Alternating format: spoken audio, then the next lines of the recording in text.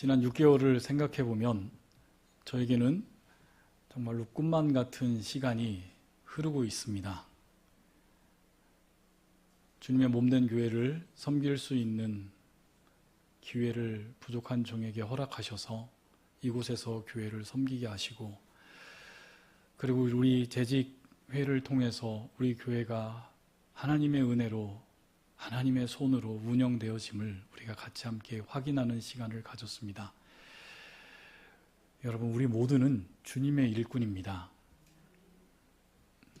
저만 일꾼인가요? 너만 일꾼해라 그런 거 아니시죠?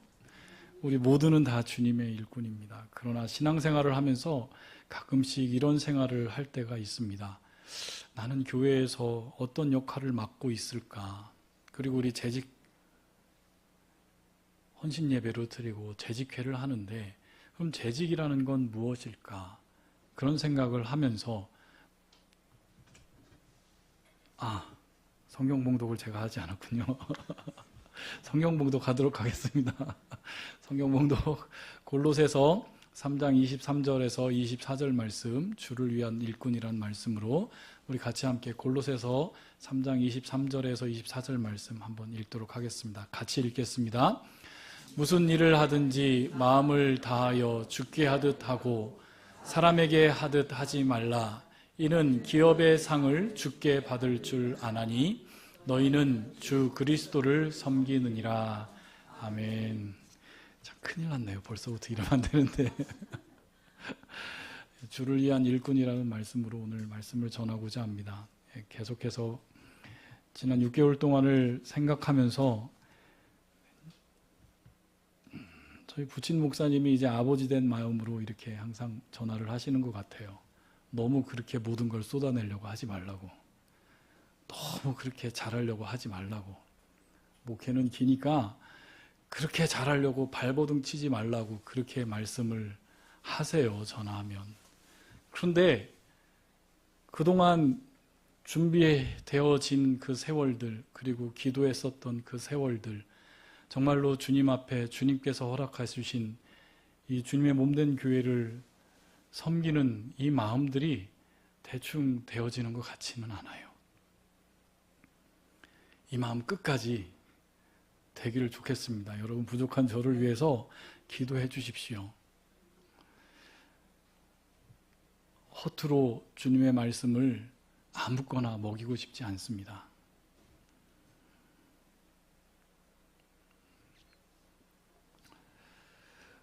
보통 우리가 재직이라고 하면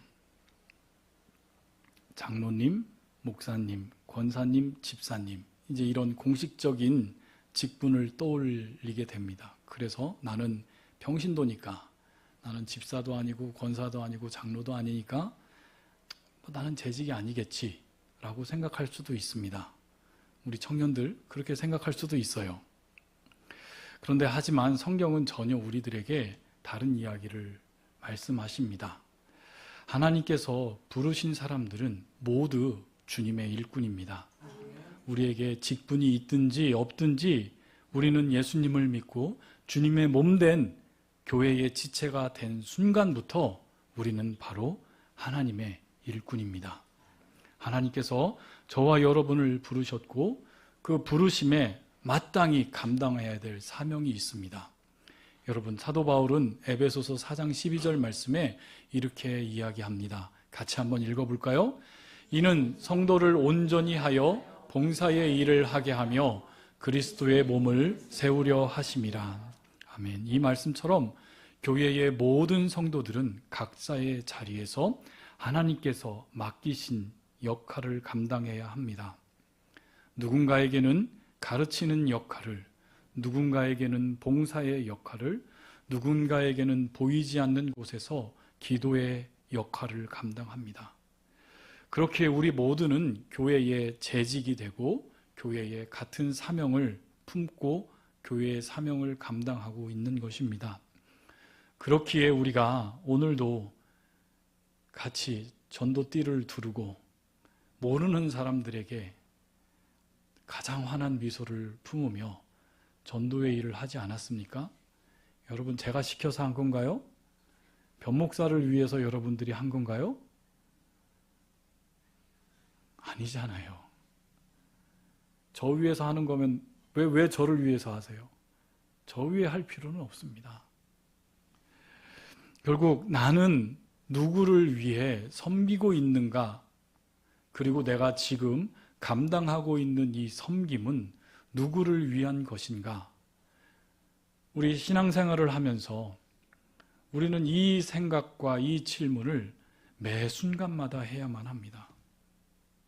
그렇지 않으면 악한 사탄이 저와 여러분의 마음을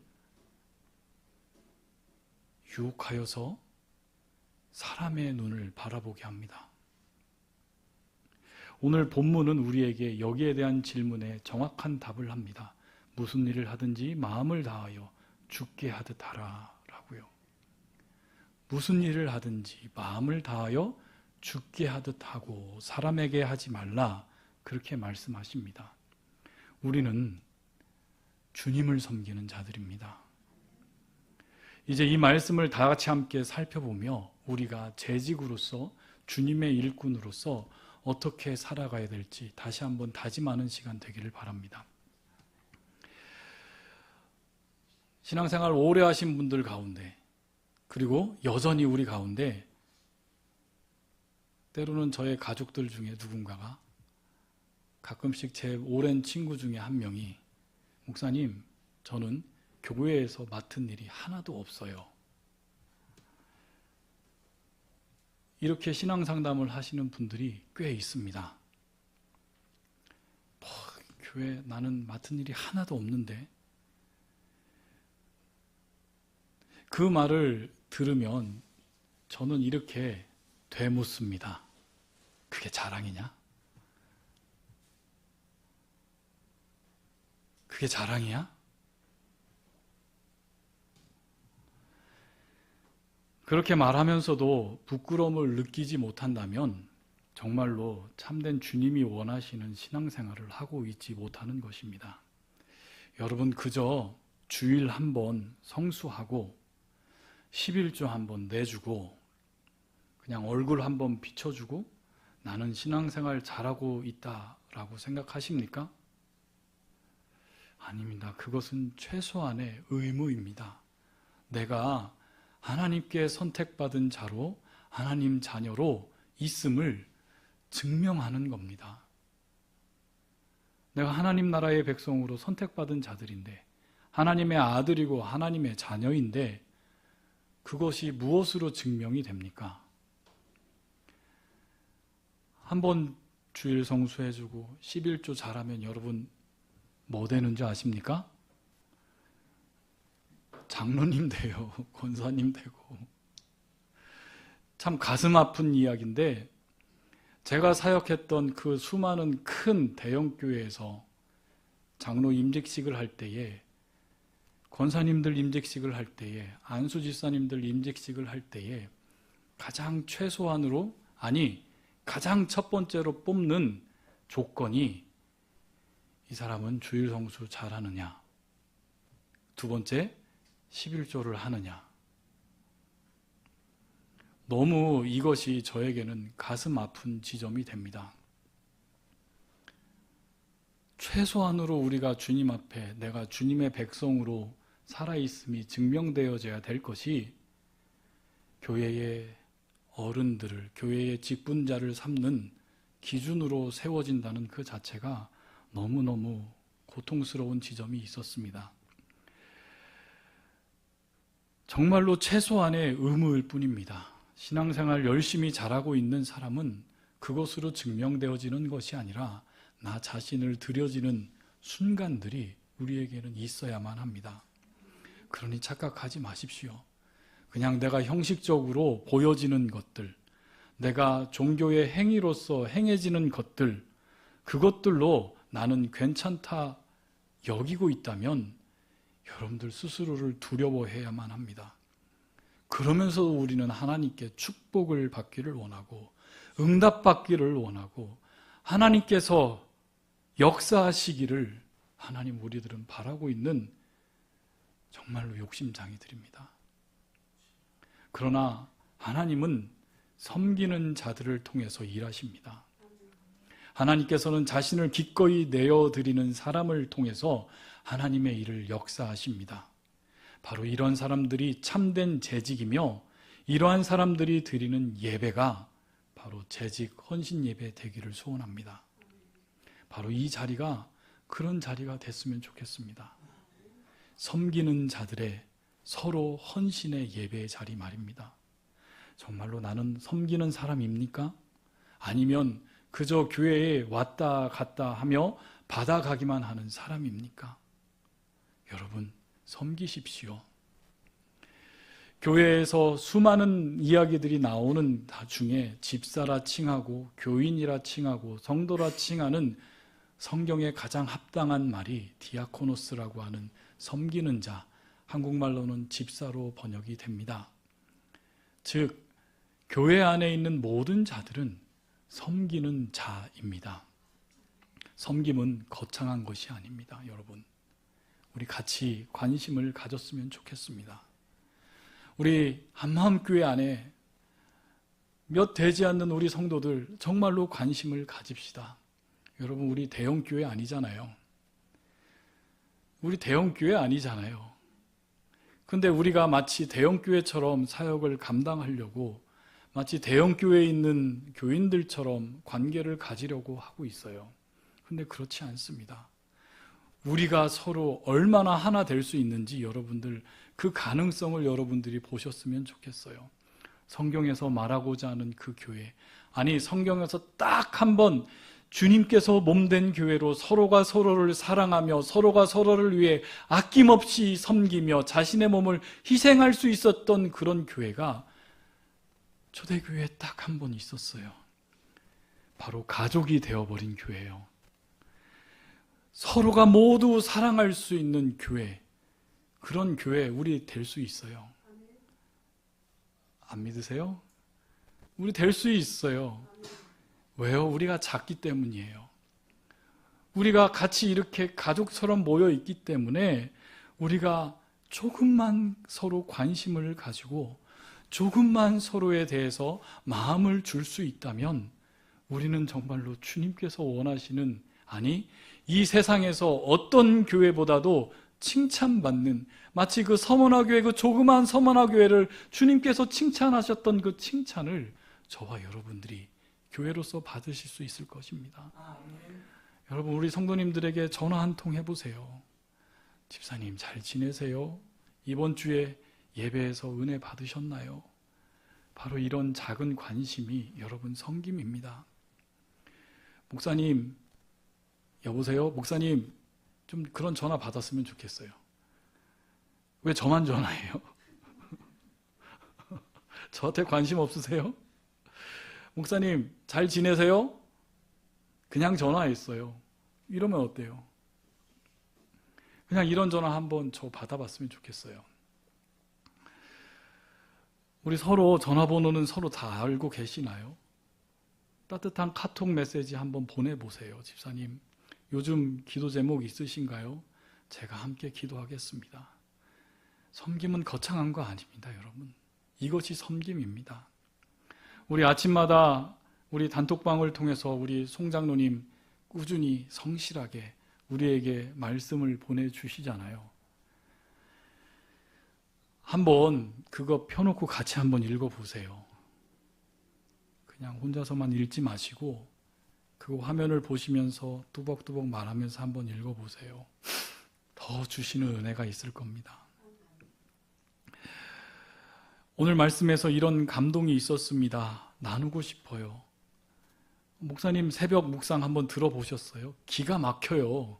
어떻게 소돔과 고모르에서 거룩의 이유를 묵상해내셨어요. 죄송합니다. 농담했는데. 서로 이렇게 관심을 표하는 게 힘들면 말씀에서부터 한번 시작해 보십시오. 우리 말씀 생활을 통해서 우리가 하나 되기를 원하지 않습니까? 바로 이것이 섬김입니다. 꼭 목사만 전화해야만 합니까? 목사만 성경 묵상해야만 합니까? 꼭 목사만 성도를 위로해야만 합니까? 아니에요. 우리 모두가 다 같이 감당해야 될 섬김이 바로 그 섬김이에요. 조금만 더 관심을 가지고 조금만 더 서로를 위해서 우리 거기서부터 시작했으면 좋겠습니다. 바로 그렇게 하는 것이 참된 신앙생활의 첫 번째입니다. 우리 너무 교회에 대한 사역을, 교회에서 우리가 이루어지는 그 모든 일들이 마치 무엇인가를 해야만, 무엇인가를 감당해야만, 찬양도 해야 되고 음향도 받아야 되고 봉사도 해야 되고 음식도 해야 되고 청소도 해야 되고 무엇인가를 해야만 하는 것이 섬김이라고 생각하고 있는데, 여러분, 그거는 당연히 여기에서 이루어져야 될 일이고, 참된 섬김이라는 것은 우리의 일상에서 각자 몸된 하나의 우리 형제 자매들에 대한 관심에서부터 시작되는 것입니다. 조금만 더 표현하시고 조금만 더 다가가 주세요. 우리 함께 세워나가는 것입니다. 오늘 오전 말씀을 통해서도 우리 같이 말씀을 들었잖아요. 우리 함께 가는 것입니다. 저는 계속 잔소리할 거예요. 계속 잔소리할 거예요. 나중에는 이거를 프로그램으로 만들어서 모두가 다 할 수 있도록 만들 거예요. 만약 안 하신다면요. 여러분, 이제 우리 청년들이 우리에게 왔습니다. 우리 청년들이 교회에 잘 적응할 수 있도록 여러분들께서 조금만 관심을 가져주십시오. 저 멀리 지방에서 타향살이 하는 청년들입니다. 여러분들 다 타향살이 하셨잖아요. 우리 서울 토박이들 여기 없는 것 같은데 제가 알기로는 2분 정도 빼놓고 서울 토박이 없는 것 같은데 다 타향살이 하셨던 그런 기억이 있잖아요. 우리 아이들이 다 그렇습니다. 특별히 대학교 1학년으로 온 친구들에게는 엄마 생각도 나고 낯선 서울 생활에서 그 어색함과 그 외로움들, 여러분들 한번 찾아가 주셔서 안아주시고 우리의 교회 안으로 이 아이들이 나올 수 있도록, 우리의 교회가 될 수 있도록 먼저 손 내밀어 주시고 관심을 한번 가져주세요. 바로 이것이 섬김입니다. 디아코노스는 다른 게 아닙니다. 주님의 몸된 교회를 섬기는 것은 바로 목사만 해야 될 일이 아닙니다. 하나님께서 저를 이곳에 보내신 이유는 저 혼자 모든 것을 감당하라고 부르신 걸까요? 저는 여러분을 섬기는 자로 부름을 받았고, 그리고 여러분들은 서로를 섬기도록 부름을 받았습니다. 그러나 여러분, 저는 명확하게 이것을 밝히려고 합니다. 저는 여러분들을 섬기지 않을 것입니다. 저는 주님을 섬길 거예요. 저는 사람을 섬기려고 주의 교회의 목사로 이곳에서 사역을 감당하는 게 아닙니다. 저는 주님을 섬길 겁니다. 그래서 여러분들이 저에게 잘해주려고 하지 마세요. 저는 제게 맡겨진 일, 제게 맡겨진 사명, 저는 제가 끝까지 충성하며 감당하겠습니다. 주님을 섬기세요, 여러분. 여러분들이 섬겨야 될 대상은 사람인 목사가 아니라 주님입니다. 그래서 서로가 각자가 주님을 끝까지 섬기다 보면 깨닫게 돼요. 무엇을요? 주님 안에 누가 있어요? 그리스도 예수 안에 누가 존재해요? 우리가 존재하잖아요. 교회가 있습니다. 우리가 주님을 열심을 다해 섬기면 그 섬김이 교회로 자연스럽게 이어지는 것이 바로 참된 섬김의 원리입니다. 그렇게 되는 섬김을 통해서 성도가 성도를 서로 섬기는 것이 곧 주님을 섬기는 것으로 되게 됩니다. 사랑하는 성도 여러분, 우리는 섬기는 자들입니다. 너희는 주 그리스도를 섬기느니라, 이렇게 말씀하십니다. 우리는 정말로 주님, 우리 그리스도 예수 그리스도를 섬기는 자들이 됩시다. 정말로 그 말이 우리의 삶으로 증명되기를 바랍니다. 바로 이것이 재직의 의미이며 오늘 우리가 드려지는 재직 헌신 예배의 의미입니다. 오늘 말씀 속에서 바울은 주님을 섬기는 주님의 종으로 살아가는 것에 무엇인지 주의 종으로 살아가는 것에 대한 메시지를 전달해 줍니다. 바울은 골로새 교회에 보냈던 이 편지의 배경에는 오네시모라고 하는 사람과 빌레몬이라고 하는 두 인물이 주 인물입니다. 노예였던 오네시모는 주인이었던 빌레몬에게 떠나 도망칩니다. 도망 노예였습니다. 그리고 그는 우연히, 아니 하나님의 섭리 안에서 로마의 감옥 안에서 바울을 만나고 복음을 듣고 변화되었습니다. 이제 오네시모는 더 이상 단순한 노예 종이 아니라 그리스도 안에서 새로운 신분을 가진 하나님의 자녀가 되었고, 그가 더 이상 사람의 노예가 아닌 그리스도의 노예가 되어 있었습니다. 그래서 바울은 그 감옥에서 만난 오네시모를 계속 그의 곁에 두지 않고 그 오네시모를 다시 골로새 교회에 있는 믿음 좋은 빌레몬이라고 하는 이 사람에게, 원래 육신의 주인에게 보냈습니다. 이건 단순히 법적인 문제 때문이 아니라 복음 안에서 빌레몬과 오네시모가 새로운 관계로 회복되어야 됐기 때문입니다. 바울은 이 빌레몬에게 오네시모를 단순한 노예로서가 아닌 주 안에서 사랑하는 형제로 받아들이기를 권면합니다. 오네시모가 바울에게 형제가 되었듯이, 그리고 바울이 골로새에서 말씀을 전할 때에 골로새에 있는 성도들과 그들 가운데 빌레몬과 함께 관계를 맺어 형제가 되었으니, 원래 육신의 종과 주인으로 만났던 오네시모와 빌레몬에게 형제로 되기를, 특별히 빌레몬에게 이렇게 긍휼을 구합니다. 빌레몬서 1장 16절 17절 말씀을 제가 읽어드리겠습니다. 이후로 종과 같이 대하지 말고 종 이상으로 곧 사랑받는 형제로 둘 자라. 내게 특별히 그러하거든 하물며 육신과 주 안에서 상관된 내게랴. 그러므로 내가 나를 동역자로 알진대 그를 영접하기를 내게 하듯 하고, 그가 만일 내게 불의하였거나 내게 빚진 것이 있으면 그것을 내 앞으로 계산하라. 사도 바울의 이 긍휼을 구하는, 원래 주인이었던 빌레몬에게 긍휼을 구하는 이 마음이 여러분들 느껴지십니까? 바로 이 사건을 통해서 바울은 골로새 교회에게 중요한 교훈을 주었습니다. 그리스도 안에서 모든 신분과 지위가 무너지고 모든 성도들은 주님의 종으로 살아가야 된다는 것입니다. 여러분, 우리는 누구의 종입니까? 종으로 살아가기를 원하십니까? 자유인으로 살아가기를 원하십니까? 이 고대 로마 사회에서는 노예는 주인의 재산에 불과했습니다. 주인은 이 노예의 생사여탈권을 가지고 있어서 그의 생명을 앗아간들 결코 죄가 되지 않는 그냥 재산의 일부분이 바로 노예였습니다. 그런데 바울은 그리스도 안에서 종이나 자유자나 다 하나다라고 선언하면서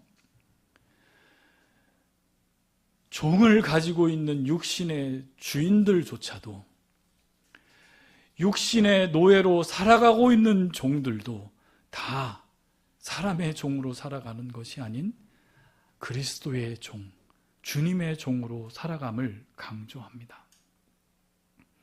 바로 이것은 단순히 그 당시 이 말씀을 받았던 1세기의 로마 시대의 노예들에게 주어진 말씀이 아닙니다. 저와 여러분의 삶은 어떻습니까? 비록 우리들에게는 우리의 육신을 쪼여오는 육신의 실질적인 주인은 존재하지 않지만 여전히 물질에 얽매이고 사람들의 칭찬에 메말라 있고 사람들의 인정을 구하며 세상의 가치관으로, 나의 욕망에 얽매여 나의 참된 주인인 예수 그리스도를 떠나서 나를 실질적으로 다스리고 있는 실제의 주인들과 묶여져 살고 있진 않습니까? 그러므로 우리는 질문해야 됩니다. 나는 누구의 종인가? 나는 누구의 종인가?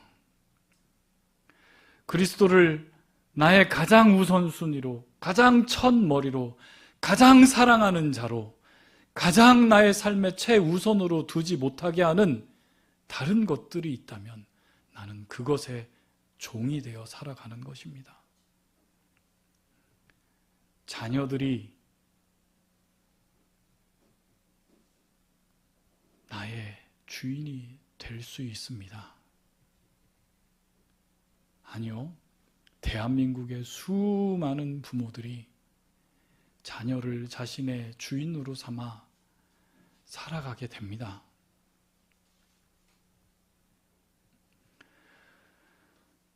돈의 종으로 살아가고, 관계의 종으로 살아가고, 칭찬의 종으로 살아가고, 정말로 나를 다스리는 분이 누구십니까? 그래서 골로새서 23장 24절에서 이렇게 저와 여러분을 권면합니다. 무슨 일을 하든지 마음을 다하여 주께 하듯 하고 사람에게 하듯 하지 말라. 이는 기업의 상을 주께 받은 줄 아나니 너희는 주 그리스도를 섬기느니라 말씀하십니다. 우리는 이 질문을 넘어가야만 합니다. 나는 누구의 종으로 살고 있습니까? 나는 누구의 종으로 살고 있습니까? 여전히 나의 삶 속에서 가장 중요한 게 무엇입니까? 그거 다 떼어내십시오. 그거 다 처절히 떼어내십시오. 나에게 가장 필요한 분이 오직 우리 주 예수 그리스도임을 증명하며 우리의 삶 속에서 살아가기를 원합니다. 그래서 바울은 주를 위한 일꾼들이 어떠한 태도로 주의 일을, 주의 사명을 감당해야 되는지 오늘 본문을 통해서 저와 여러분에게 말씀하십니다. 바로 그 첫 번째는 죽게 하듯 하라라고 합니다. 우리가 감당하는 그 모든 사역은, 우리가 감당할 수 있는 그 모든 섬김은 여러분 사람에게 보이기 위함이 아닙니다. 목사에게 보이기 위함도 아니고 장로들에게 보이기 위함도 아니고 내 주변의 사람들에게, 내 자녀들에게, 나에게 관계되어 있는 사람들에게 보이기 위해서 우리가 사역을 하는 것도 아니고 섬기는 것도 아닙니다. 그래서 이런 생각이 듭니다. 왜 나만 해야 돼? 아무도 내 수고를 모르는데 왜 계속 나 혼자만 이것을 감당해야 돼? 사람에게 보이려고 해서 그렇습니다. 그러나 주님께 하듯 하라, 주인님께 하듯 하라는 것입니다. 종은 일하며 대가를 바라지 않습니다. 내가 아직 종이 되었지 않았기 때문에, 내가 아직 노예이지 않기 때문에 여전히 이런 불만을 하게 됩니다. 그러나 종은 그저 묵묵히 자신에게 맡겨진 일을 합니다. 사람에게 대하듯 마지못해 하듯 섬기지 말고 우리 주인님이신 주님을 대하듯 섬기라고 하는 것입니다. 우리 하나님께서는 저와 여러분을 보고 계십니다. 목사인 저는 여러분들을 볼 수 없어요. 그러나 우리 주님은 여러분을 보십니다. 우리의 작은 섬김도 우리 주님께서는 기억하십니다. 우리는 사람을 위해서가 아니라 우리의 주인님 대신 우리 주인님을 섬기는 자들입니다. 그리고 두 번째는 마음을 다해서 섬기라고 합니다. 여기서 마음을 다하여야 하는 그 원어를 직역해 보면 영혼을 다하라는 의미를 담고 있습니다. 형식적으로 하는 것이 아니라 너의 영혼을 담아서 섬기라는 것입니다. 열정적으로 섬기라는 것이고 할 수 있는 최선을 다해 진심을 다해 사역을 하며 진심을 다해 서로를 섬기라는 명령입니다. 여러분, 섬김이 기쁨이 아니라 의무감에 머물러 있을 때가 많습니다. 내가 없으면 안 되니까 어쩔 수 없이 해야지, 남들도 다 하니까 나도 한번 해야 되겠구나 하는 이런 마음이 아니라 하나님께서 저와 여러분에게 주신 사명임을 깨닫고 그 사명대로 우리가 할 때에 우리의 마음에는 영혼이 담깁니다. 그때 비로소 우리는 참된 헌신자로 하나님 앞에 헌신하는 자가 됩니다. 우리의 섬김은 바로 주님 앞에서 우리 주인님께 하는 헌신인 것입니다. 영혼을 담아서 진심을 다해서 최선을 다해 주님을 섬깁시다. 여러분, 세상 사람들도 진심이 담기면 감동합니다. 극한 노래가 뭐라고 3분, 세상 노래 3분을 담으며 가수가 세상 노래하면서 그 마음에 진심을 담았다고 극한 노래를 들으며 울고 불고 열광을 합니다. 극한 요리가 뭐라고 유명한 셰프가 진심을 담아 요리를 했다고 한 입 먹고 눈물 흘리며 감동하는 세상입니다. 우리가 주의 일을 감당할 때 여러분 어떠한 마음으로 감당하기를 원하십니까? 정말로 딱 한 번 우리의 섬김의 대상이신 우리 주인님 대신 예수 그리스도께서 우리의 진심을 받아 한 번 감동할 수 있는 그 사역의 자리가 우리에게 있기를 소원합니다. 세 번째는 하늘의 상을 바라보라. 기업의 상을 주께 받을 줄 아나니 하며 바로 하늘의 상을 받아보며 섬기기를 원하십니다. 우리는 때로 눈에 보이는 상을 기대하며 섬길 때가 많습니다. 내가 이렇게 수고했으니까 사람들이 알아주겠지. 그래도 저 화평 목사는 나에게 칭찬해 주겠지. 아니요, 저 칭찬 안 할 거예요. 제가 왜 칭찬합니까? 저 위에서 한 것도 아닌데요. 그러나 우리 하나님께서는 이렇게 말씀하십니다. 너희가 받을 상은 이 땅의 것이 아니라 하늘의 기업이라고요. 기업의 상이라는 말은 유산, 상속을 의미하는 단어입니다. 구약에서는 하나님께서 이스라엘 백성에게 약속하신 가나안 땅과 연결이 되는 단어이며 신약으로 나와서는 하나님께서 우리에게 허락하신 영원한 하나님 나라의 생명을 의미합니다. 즉 우리의 섬김은 즉각적인 보상이 아닙니다. 세상에서의 보상은 일시적이고 즉각적인 보상으로 우리를 만족해 하지만 하나님께서 예비하신 상급은 영원합니다. 우리의 눈만 바라보는 결과만을 보고 쉽게 지치고 낙심할 수 있습니다. 하지만 여러분 기억하십시오. 우리는 영원한 하나님 나라를 바라보며 살아가는 영원한 하나님 나라에 섬기는 자들임을 여러분들 기억하십시오. 그래서 우리 주님을 위해 주님을 먼저 기쁘게 섬깁시다.